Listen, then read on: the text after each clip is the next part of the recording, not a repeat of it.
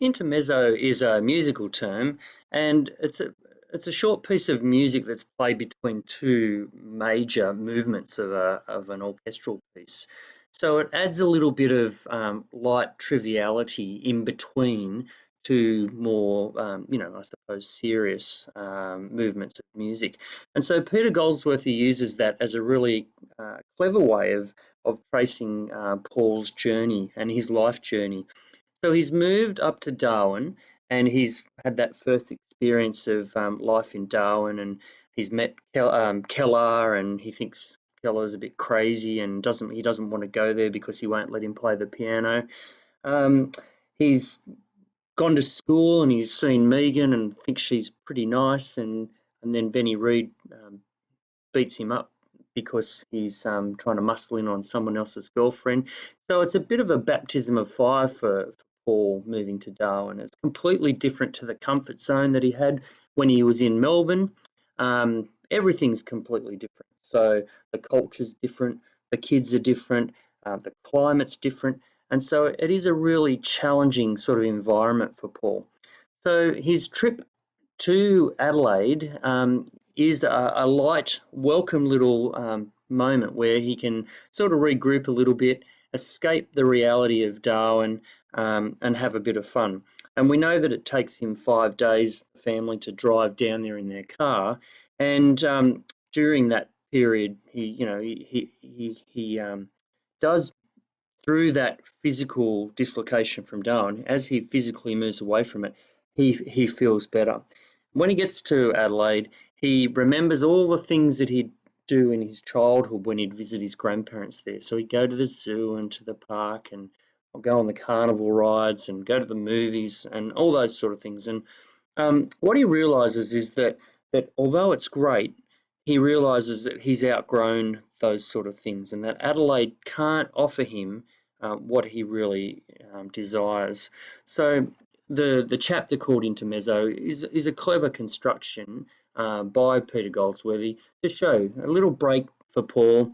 And I suppose what it does is it allows him to reflect on his experience in Darwin that he's already had. So he goes there, he has those few experiences, and then he can step out and have a bit of a break and think about what's gone on before he returns there.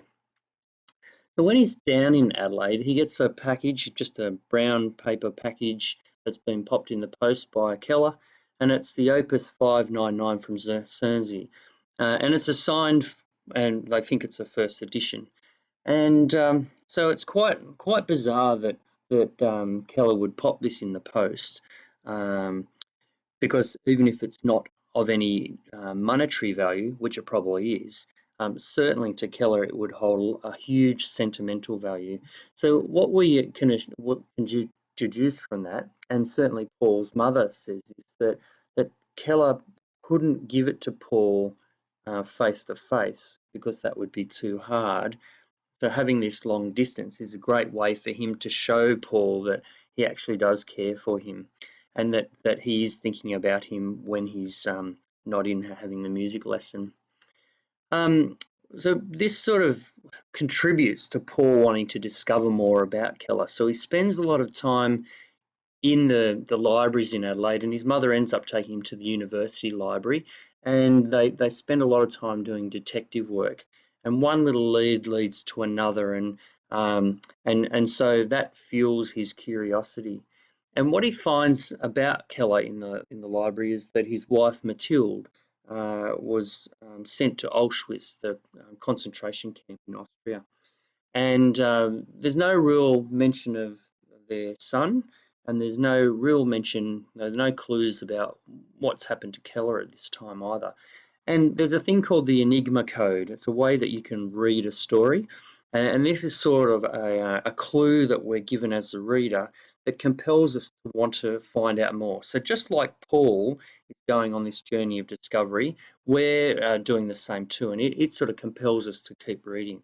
So we learn about Keller's past, and we can start to piece together the puzzle of who this man is that is above the Swan Hotel out there in Darwin. It's really strange, that Keller, he's come from Austria, from Vienna, a place of high culture, and in winter, it's a very cold climate. I've been there in winter and it's freezing cold. Um, and to find him all these years later in Darwin, the total antithesis of Vienna, both it's an antithesis in climate and temperature, but also in culture. So you couldn't get any further away from European culture than the Swan Hotel in Darwin. So Adelaide does have a significant impact on Paul for a couple of reasons. One, because he does come to that understanding that he's outgrown Adelaide, but also because it does piece together that information about Keller. It gives him a little bit of insight into who he is. It also, because he receives that piece of music, it does start to kindle a bit of a relationship between himself and Keller that's more than what he thought it was. So, in the exploration of this intermezzo chapter, Paul discovers that Darwin has far more to offer him than Adelaide ever can. He's outgrown Adelaide, it's served its purpose, but Darwin is a place that is going to challenge him in many different ways. So just the sheer physical isolation, the climate, the heat, the tropical humidity, that's all going to challenge him. But certainly the relationships that he's going to develop, and the musical relationship that he's going to build with Keller is going to force him to challenge himself and discover who he really is. So he's at that point in his life where he's starting to discover his identity and make choices about who he wants to be. And Adelaide just won't. It's too comfortable in Adelaide. It's sort of like Melbourne, whereas Darwin, because of its discomfort, it challenges him to his very core.